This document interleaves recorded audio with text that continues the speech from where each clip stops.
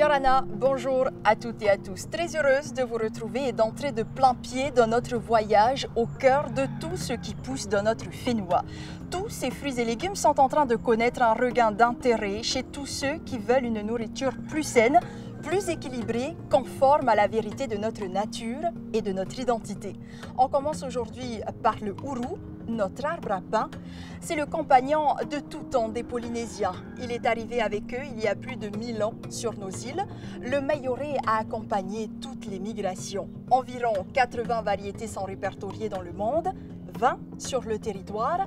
La production est maximale entre novembre et mars.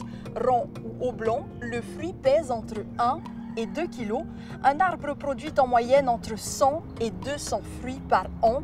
Avec l'urbanisation, les Polynésiens n'ont plus, comme autrefois, tous un pied de ourou dans leur cour.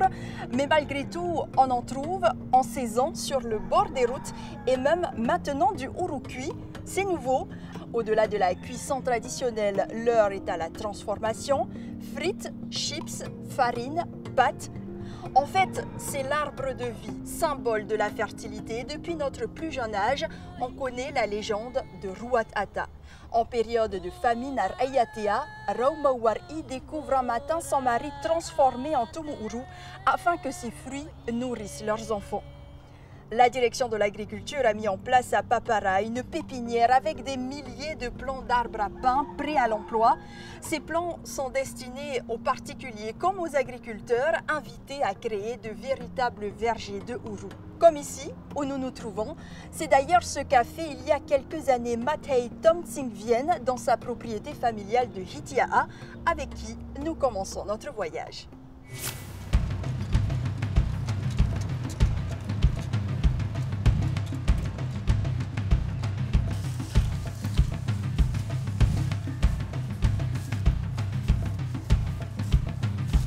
Là, on est à Hitiaa sur l'exploitation agricole que j'ai avec mes frères en société. Donc, on a en production végétale du ourou, du cocotier, de l'ananas, un peu de maraîchage, et en production animale du bovin et du porc. Ça a été planté il y a 6-7 ans en gros. C'est une parcelle de 1 hectare avec 3 variétés de ourou. On a fait une autre plantation de ourou avec des variétés locales, hein, tout ce qui est raré, huero, le puero surtout. Et c'est une plantation toute jeune qui a à peine 2 ans. On a planté 70 plants, c'était un coup d'essai, un coup de poker, tu vois. On récolte entre 150 kg et 180 kg de ourou par semaine pendant la saison. Beaucoup de gens ont dit que le prix est un peu bas, mais derrière, tu n'as pas eu un coût économique pour produire le ourou. C'est que c'est venu comme ça, tu l'as et tu le prends et tu le commercialises. On a pour projet de mettre en place un labo d'agrotransformation, c'est-à-dire de transformer nous-mêmes une partie de nos récoltes, de nos produits. Ça serait un avantage. Donc, au lieu de dépendre d'un acheteur, d'un labo, on peut nous-mêmes traiter nos produits et puis avoir une durée de conservation plus longue. Aujourd'hui, quand tu as des gens qui te demandent la frite de ourou, ça te motive en fait parce que toi tu as la matière première derrière. Tu vois, pour toi c'est important parce que là ce qu'il faut faire c'est mettre en place un projet d'agrotransformation.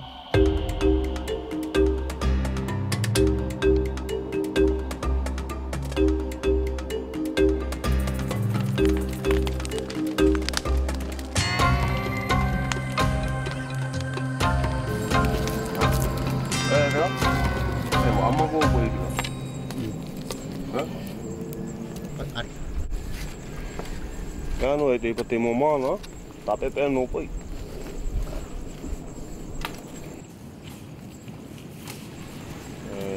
Tugo min. Betul. Tugo puego. Ito ito me papa pe. Ta oti na wa ta pu mo. Be ha ta yu. Comme weekend. Vai pepe go pa pu.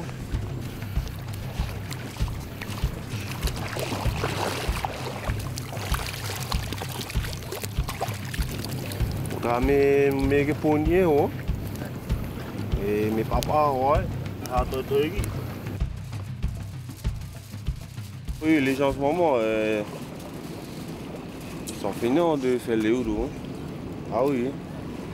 Ça, j'adore quand on fait les euros comme ça, ils viennent, c'est prêt, ils mangent.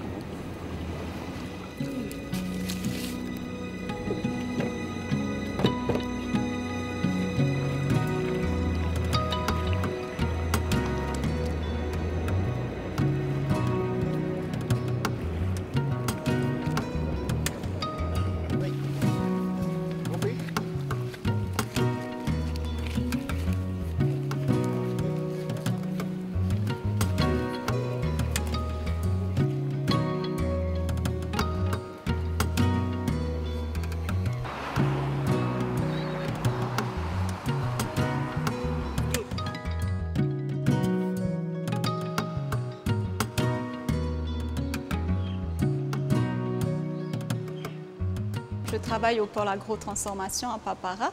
Et donc ma mission principale, au fait, c'est de transformer les produits locaux pour les valoriser.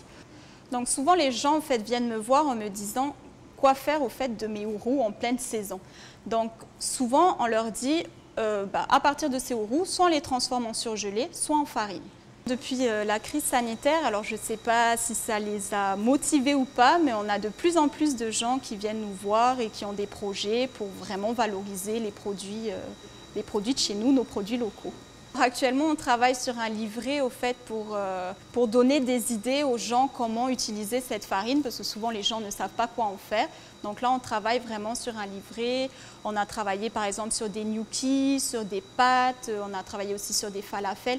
Enfin, vraiment des choses sucrées, salées. On essaye au mieux de valoriser cette farine et de diminuer un peu la farine de blé en favorisant nos farines à partir de nos produits vivriers.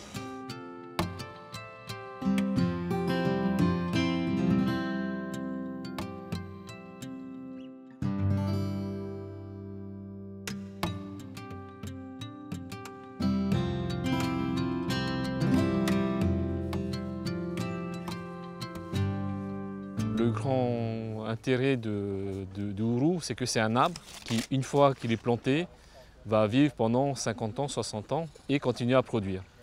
Ce qui est quand même un investissement intéressant. Toutes les variétés ne produisent pas de la même façon et n'ont pas la même qualité gustative. Nous, on développe en particulier une variété qui s'appelle le raré, qui ressemble beaucoup au puero. Et pour les connaisseurs, c'est une variété très intéressante. Ils sont tous très saisonniers. C'est la saison des pluies qui déclenche la floraison et la fructification. C'est pour ça que des années normales, on a une période de production entre novembre et mars. Alors là, vous pouvez regarder les arbres. Là, c'est une variété qui est un peu particulière. C'est la variété Huero, c'est-à-dire à graines. Et sur un pied, il peut y avoir une centaine de fruits, sans problème. Nous, au niveau du pays, on propose des solutions. Et c'est aux consommateurs de les adopter et d'être convaincus que c'est intéressant de les adopter. Un des projets que certaines communes veulent faire, c'est d'avoir dans chaque jardin un pied de ourou. Et ensuite, la deuxième chose, c'est que si on veut avoir une transformation de ourou, il faut avoir ce qu'on a ici, des vergers, mais en plus grande quantité, et des vergers de 1 hectare, 2 hectares et plus. C'est des choses qui se mettent en œuvre sur les ésolvents, Reateataha, les marquises, et sur les atolls des Tuamotu, certains atolls des Tuamotu, et sur Tahiti. En fait, il manquait une étape importante, c'est les plants, les rejets. Jusqu'à présent, on les prélevait au pied des arbres. Sur certains arbres, il y a un pied, parfois il n'y en a pas. Là, on passe sur une opération de production de masse. Cette année, on va sortir 5 à 10 000 plants, en plants prêts à planter. En laboratoire, nous avons à peu près 20 000 plants qui sont en cours.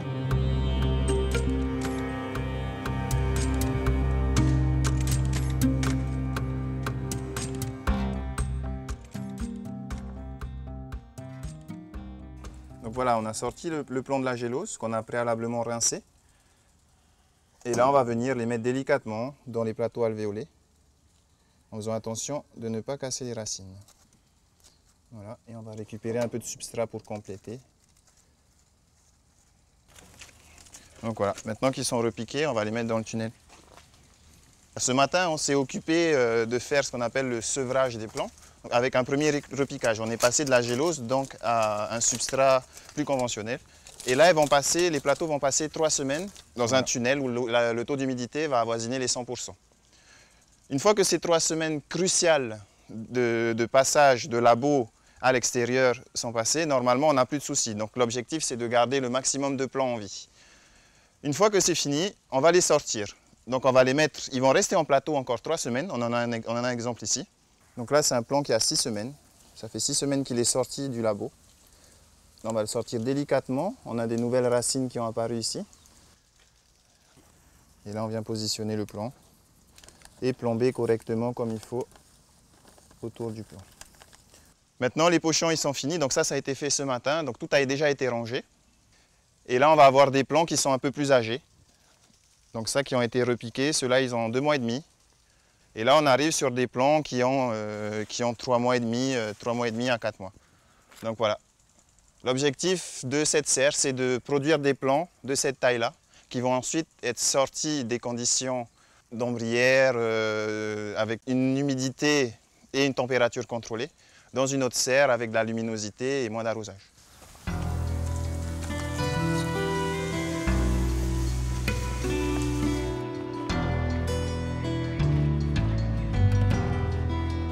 Moi tout seul ça ne suffit pas. Il faut que le consommateur lui soit confiant et certaines personnes ont maintenant des problèmes d'allergie au gluten. Le ourou est un fruit qui produit en fait de l'amidon sans gluten. Donc pour ceux qui ont des problèmes d'allergie, c'est un produit relativement intéressant parce que c'est un produit sans gluten. Et en France, aux États-Unis, il y a un marché énorme qui se développe pour la farine sans gluten. Voilà un beau raré, un beau fruit de raré, ce qu'on produit actuellement à la direction de l'agriculture, qui va diffuser et planter pour tous ceux qui le veulent. Donc ça c'est un fruit qui fait à peu près 2 kg, à bonne maturité et qui est quand même meilleur que le meilleur des pueros. D'ailleurs on peut le confondre avec un puero, mais c'est un raré. Ah, je suis très content de voir mon fruit préféré.